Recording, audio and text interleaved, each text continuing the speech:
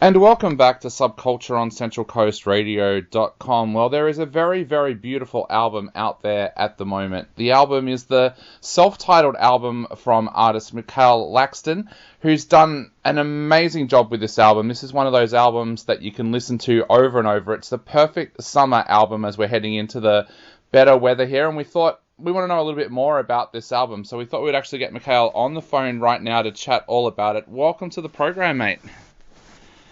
Thank you so much for having me. No problem. Now, Mikhail, you've got such an amazing story. You grew up in Queensland and now you live in Ottawa. Tell us a little bit about that journey and that big move over to Canada. All right. I grew up in a small town called Mossman, far north Queensland. If anybody's familiar with Port Douglas, Daintree, Mossman Gorge, that's where I'm from. That's where my people are from. I grew up there until the age of around about 16, 17, moved away down to Brisbane, and kind of free-legged it around the countryside for a while, did a few random things.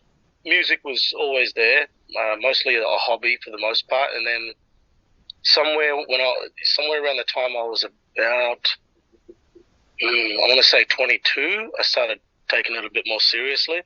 Yep. And yeah, I mean, it took me to some interesting places in Australia. Got to travel a bit. I kept working on my craft as a performer mostly, and eventually I ended up at this volunteer organisation, taking what I'd learned and teaching it to international students, and that's where I met my wife, who was Canadian, and that was in Brisbane back in 2012. Yep. And I basically kind of quickly decided that we were going to move to Canada. I want to say this though. Interestingly enough, when I was about 17 years old, I had this experience. I was fully awake, wasn't on drugs, wasn't drunk or anything like that. But I felt like I had this. It felt like a daydream, just a normal daydream. Yep. But I was daydreaming about me being in Canada. Wow. For no reason at all. Never really thought about it before. And that moment stuck with me to the point where I knew. From that point on, I knew that I was going to be living in Canada at some point. Wow. Cut to about 8 years later, I almost forgot about that. Yep. I met my wife. I started remembering that thing, and I was like, well, this is interesting that this is happening. We'll see where this goes. And then on February 29th, which is a leap year day, 2016, I land in Ottawa, and I realized, holy crap, it came true. Wow. I'm here. And it's been like that. Even the other day, I was just driving around for work, and I was like, I'm in Canada. Yep. How the hell, and I've been here for almost 8 years. So it kind of blew my mind. It still blows my mind. So long story short, fell in love with a Canadian woman, and we've got 2 beautiful children, and we live in the west end of Ottawa, and life has been pretty good. Definitely. Now, you mentioned there that music started as a hobby for you. Where did that love for music first start? Was there a lot of music around for you when you were growing up, and when did you first realize that you were such a talented songwriter and musician yourself? All right, so the love of music. My mother's side of the family are all farmers, carpenters, hard workers, right? Yep. So I grew up farming from day dot with my uncle on his farm there in Mossman, and we worked hard and we played hard, and basically that just meant family barbecues every weekend, listening to AC/DC. The big one was CCR, Creedence Clearwater. Some Offspring, and then Archie Roach, Warumpi Band, Cold Chisel, Midnight Oil. What else was there? A little bit of Status Quo. Gary Moore was a big one as well. Yep. And then from my mum, she was big into Mariah Carey, Boyz II Men, Blackstreet, all of the amazing 90s hip hop that is now classic, iconic right now, you know. A lot of Celine Dion, which is funny because You know, I live not too far from where she's from. So, yeah, a lot of Shania Twain. Yeah. So the story I do want to tell real quickly is the love of music really kicked in when I was about 10 or 11 years old. And my Uncle Bill, big shout out to Uncle Bill, he had the farm. He owned the farm. He was the one who was responsible for the barbecues on the weekend. And he one day he just bought this drum kit. And it was this like $2,000 Tama drum kit, beautiful red rock and roll. And all of a sudden he goes, Mick, here's the sticks. Put the record player on, put the CD player on, turn it up, and just play along to it. And that's how I learned how to play the drums. Every weekend on that farm, from 6 o'clock at night till about 2 in the morning, I'd be sitting on that drum kit the entire time and just playing away to specifically a lot of AC/DC, a little bit of CCR, and a lot of Offspring for some reason. Yeah. That was the big record back then. And that's how I got the bug for music, man. I mean, I always had an interest in it. My mum got me a guitar. My mum and my stepdad, Joe, got me a guitar for Christmas one year. And that thing didn't leave my side for a while. Yeah, and I had a knack for it too. I picked it up pretty quickly. But I didn't start singing until I was about 18, though. 18, 19, I didn't start singing. So, yeah. And that's when I started writing songs around that time too, like taking songwriting a little bit more seriously. I was about 19, 20 years old. So, yeah. So fast forward to today, why was 2023 the right time for you to release this beautiful album? I don't know. All I can tell you is that, you know, since being in Canada, I've learned so much more about songwriting, about the music industry, about the craft of being a songwriter, how to think about music. I've been just saturated since I've been here with this new musical culture. You know, like people over here just really, really, really love good music. They love new music. They love unknown artists. The consumption culture here. The consumption culture here in Canada for music is just so much. It's built into them to go and search for something new and something good. Yeah. And I sort of gained that skill of doing that over time, and I've gotten into some really interesting music in the last little while, and that has definitely informed. And it's not too far off from what I already grew up with just different artists that I'd never heard about. You know, a little bit of different music, different genres, and I've just kind of allowed myself to, like, yeah, you know, from that point on, like, if you get it into your bones, you just let whatever's inside of you come out, and that's kind of what we did. Yeah. And for this album in particular, man, I remember, you know, not necessarily the reason why we waited until now, but I think it was just time. That was it. You know, I remember my manager, the night before I went into the studio for pre-production, he said, "How you feeling about tomorrow?" And I had to actually take, you know, instead of just saying the run of the mill, "Yeah, I'm feeling good," I had to sort of take stock for some reason, and I was like, all right, how do I feel about this? And I felt excited. I didn't feel nervous. Yeah. I honestly felt ready.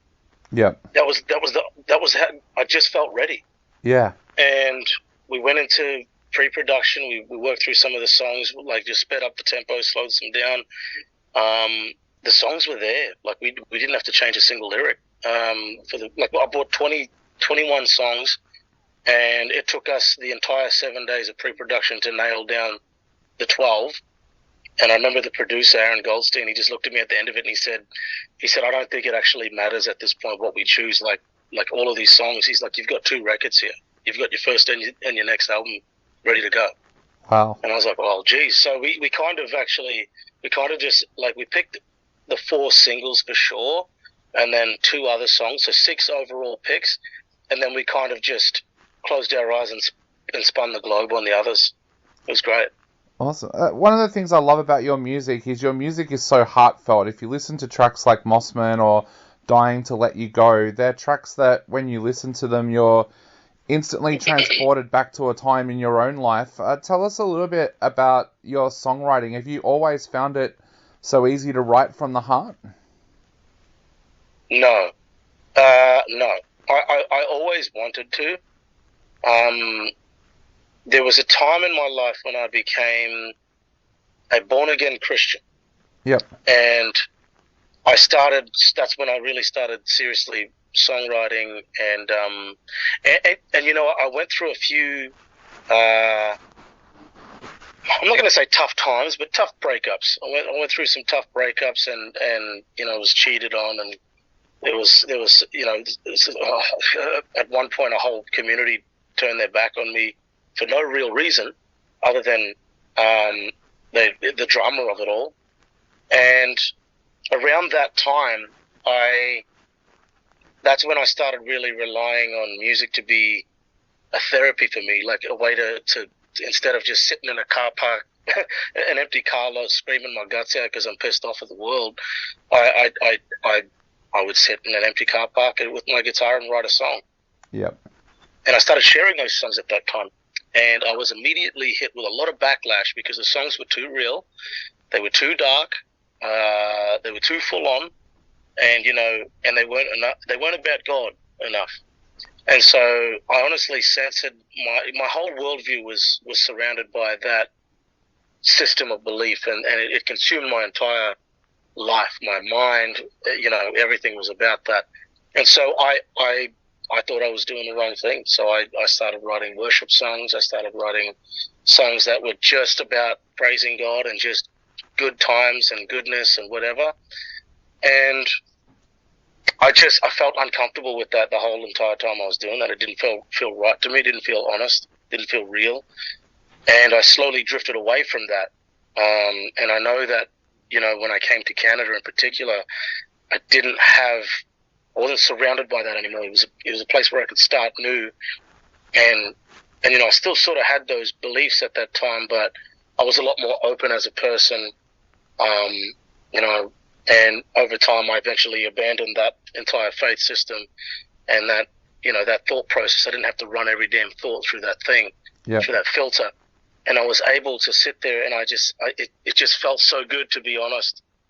You know, a lot of the music that I love, like my top few artists, Glenn Hansard, Amos Lee, Archie Roach, they just tell the truth, man. They tell their stories. Definitely. That's what I've always been in love with music. I love country music for that reason. I've loved any folk songwriter for that reason. Americana's kind of the same, you know, very similar. You just tell your stories and put a good tune to it, and that's all I wanted to do.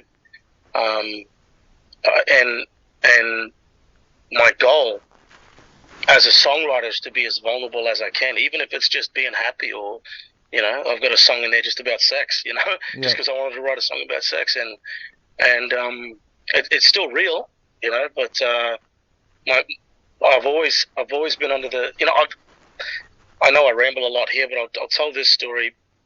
The moment I got very real with my songwriting is the moment I started connecting with my own music and started loving my own music. And the different thing is that started happening is watching how other people were affected by my lyrics, by my songs. And they came from all different walks of life. They could be a lot older than me. They could be from India. They could be from England. They could be from Australia, Canada, wherever. It doesn't matter where they're from. You know, I've had old men come to me crying after a set with a tear in their eye, just saying, "How can you write a song like this and be a happily married man?" And I said, "Well, maybe the song wasn't for me. Maybe it was for you." Definitely. You know. Yeah. And people connect with that, and I've found that, like, I'm not doing anything special. I'm writing songs about stories that people go through. Yeah. But a lot of people aren't artists, and they don't know how to connect with their feelings, and they don't know how to deal with things. And as an artist, this helps me open up. Like, I love talking about it. As you can tell, I love talking in general, but I love talking about, you know, when I'm feeling down, or when I'm feeling hurt, or when I'm happy, or when I'm sad, or whatever, because I know that if I do that, it might help somebody else kind of realize how they're feeling. Like I just posted something on my Instagram that I got yesterday or earlier today. Somebody saw a show I did in Montreal on Friday night, and this person just said, "Hey, like I just wanted to let you know, like the song that you wrote, that you sang, explains exactly how I'm feeling right now." And I was like, "Well, this is your song, you know. Don't worry about my story. This is connected to whatever you're going through." So, yeah. That's amazing. And that's what I felt when I was listening to the album too. I kept on finding myself being taken back to times in my life when things have happened or I've been feeling a certain emotion, and I felt that all the way through the album. And I think that's one of the reasons why I love it so much. Mikhail, I have to ask, now that the album is out, what next for you? Have you got any live shows coming up? Is there any chance we might see you back in Australia at some stage? Oh, for sure. Yeah. No, I've got all of my dates that are in stone right now, all Canadian shows. We're working on a UK tour, a few UK dates early in January next year, I think, in January. But we are hoping, we've applied for a couple of festivals back in Australia. We're yet to hear back from them. And we're hoping for some movement there. I'd love to come back and play some music for my home crowd, you know. Yeah. Oh. Well, Mikhail, we are about to listen to a track from your brand new album in just a moment, but to finish off the interview, what would you like to say to everybody out there before they sit down and take a listen, not only to this track, but also to listening to the album as well? What do I want to say to people that are about to listen to the track of the album? I've never been asked that question. I hope you enjoy it. I hope you dig it. I hope it speaks to you. Tell your friends.